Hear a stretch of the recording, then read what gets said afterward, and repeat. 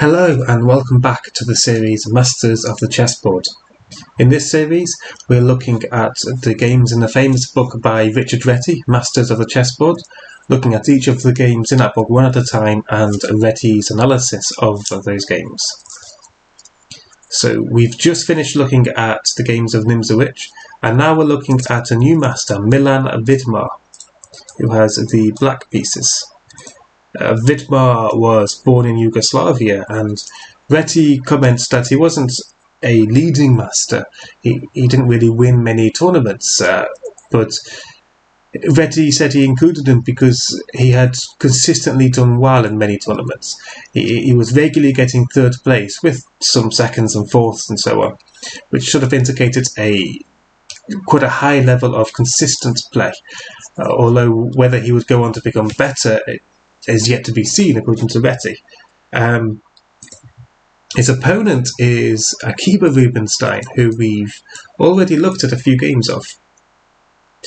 Now the game starts off with not e4, with d4, with knight f6, c4, and now e5, going into the Budapest defense. So c4 weakens the d4 square, so Black immediately strikes back with e5, attacking the weakened d4 square. However, Reti does comment that this playstyle does have its own drawbacks. Now, Reti comments that the best way to decline this is knight f3. However, I don't think that's played that often today. I think e3 is a far more common way to try and decline the gambit. But without a doubt, the best move is to accept the gambit. D takes e5, which is what was played in the game. We then have knight to g4. And now Reti comments that white has several options. They can try and keep the pawn, which is what happened in the game, and we'll see some of the disadvantages and advantages of this. Or they can try and gain more space with something like e4. However, after perhaps knight takes e4, f4, which is the variation Reti gives, Reti comments that this variation is yet to be fully thought out and fully tested. However, it was thought to initially it's thought to almost refute the Budapest Gambit, but it still needs to be tested. He also said that the Budapest Gambit was almost an attempt to try and refute playing c4 on a second move. However, it hasn't proven to be the case. But likewise, the Budapest Gambit hasn't proven to be completely refuted, although most lines, at least in Reti's day, led to an advantage by white. Now, in the game, we didn't see e4. We saw white try and hold on to the pawn with bishop to f4. Now, alternative move to try and hold on to the pawn is knight to f3. However, Reti comments that after bishop c5, double attacking this pawn, and therefore forcing something like e3 to be played, Black can continue with knight c6, and is now going to be able to win this pawn as two attackers, one defender. The only move that might hold on to it is queen d5, also attacking the bishop, but after queen e7 everything holds together.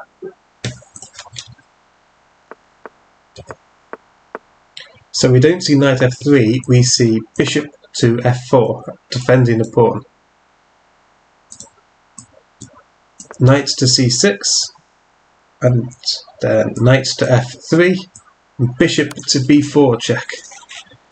Now in the game, Rubinstein played knight to c3.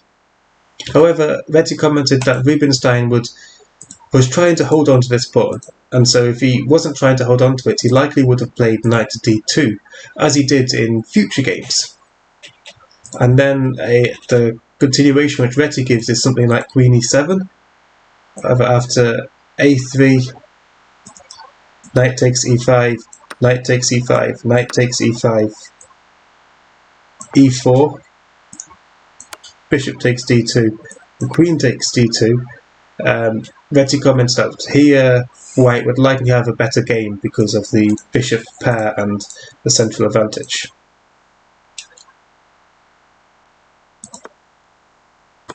But in the game we see knight to c3 instead of the usual knight to b2, which would have perhaps been a better move. Queen to e7 is the response, attacking this pawn. Now it's got 3 attackers and 2 defenders. Queen to d5, adding another defender to the pawn. And now bishop takes c3 check. Now here again, comments that the attack that Vidmar tries here likely could have been refuted against best play. So perhaps something like f6 was stronger, which sort of continues along the same style of playing in a gambit manner. However, Vidmar plays bishop takes c3 check here first instead. B takes c3, and now queen to a3. And this has been seen over the board quite a few times still. The rook goes to c1, and now we see f6 played. In the game we saw e takes f6. However, Reti comments that e6 may have been a better option, or not a better option, another option, but it's sort of worse for white, worse for black, because after d takes e6, queen h5 check doesn't actually win the knight. g6, queen takes g4, and then e4, discovering an attack on the queen and pushing his pawn to e4, attacking the bishop. And this position probably favours black, if anything. Black's able to get quite nicer development, they have a bit more space, their pawn structure is going to be a little bit nicer. The position favours black in this situation. So e6 perhaps isn't as good, and it doesn't actually win a piece. You can take because queen h5 doesn't win a piece because of the discovered attack. But in the game we saw e takes f6 instead of e6 being played. Knight takes f6, attacking the queen, queen to d2, now d6, all logical moves, just developing the bishop, knight to d4, castles, and now e3. And Reti comments that this is the fatal error. Rubinstein likely just wanted to get his bishop out and castle, and then he would have finished development. However, Reti commented that a move like f3 is perhaps stronger, intending to push e4 and gain the centre. However, after e3, we shall see how Vidmar punishes this with knight takes d4, c takes d4, and then knight to e4, jumping into this nice little square on e4 here, which forces the queen to move, queen c2 attacking the knight, and now queen a5 check. So obviously the king is forced to move, if queen d2 would just blunder mate. Now if the king moves to d1, Reti gives bishop f5, x-raying the queen and threatening this knight takes f2. And then after bishop to d2, knight takes f2 check is then just winning for black. After queen takes f2, bishop takes d3, and we see how black's attack is just sort of shaping up. The king's in the middle of the board. This bishop's quite active, about to win it won't win a pawn just yet, but after queen takes, it could always win a pawn. This rook is on the open file, x-raying the queen. There's a lot of different options here for black.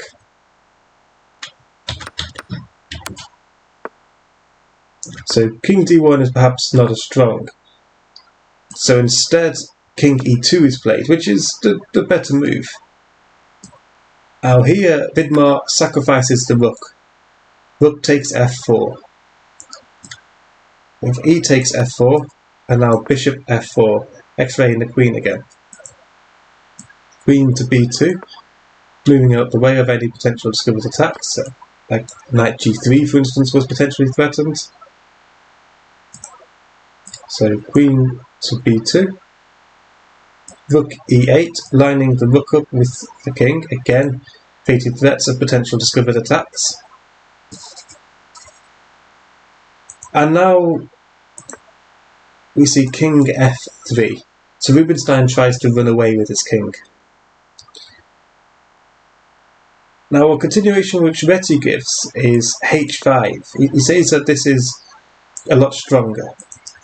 And he says that after h4, the white king is sort of stuck in a mating net, which you can't get out of. And a potential continuation is something like h4.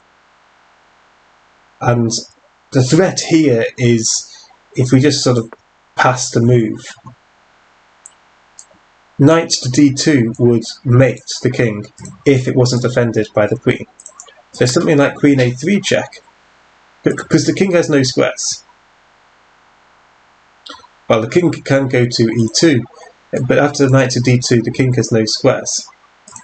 So queen a3 check is essentially an attempt to deflect this defender. So that would then be mate. So after queen a3, white's just stuck. If they go to just retreat their king, then you just blunder the queen, and it's also mating too. If you try and defend, then again you can take this and mate, or you could even just go straight to knight d2 because the queen's pinned. Whichever one you find prettier, I guess. So that's the threat after h4. This king is very quickly running out of potential squares, and even with knight to d2, if they just go nowhere, even with knight to d2, the queen is forced to take, and then you're down a queen. So that's the move which Reti recommended, h5, just to create that mating net around the king. However, Vidmar went for knight to d2 check. And obviously queen takes, and so this forces the king to g3, forcing the king out. And now we went back to knight to e4 check, and this is a bit of a strange move.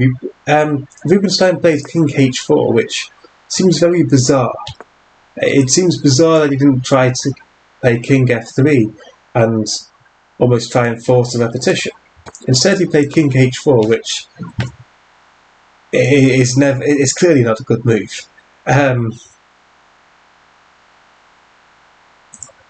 Vidmar responded with rook e6, just threatening rook h6. So we see bishop e2, hoping to defend against rook h6, but rook h6 anyway. Bishop h5, and now rook takes h5, king takes h5, and bishop to g6 check. And now the king has two potential squares. It can go to h4 and g4.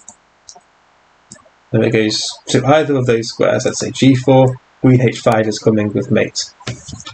And note that something I perhaps didn't explain, after rook h6, bishop h5, the rook here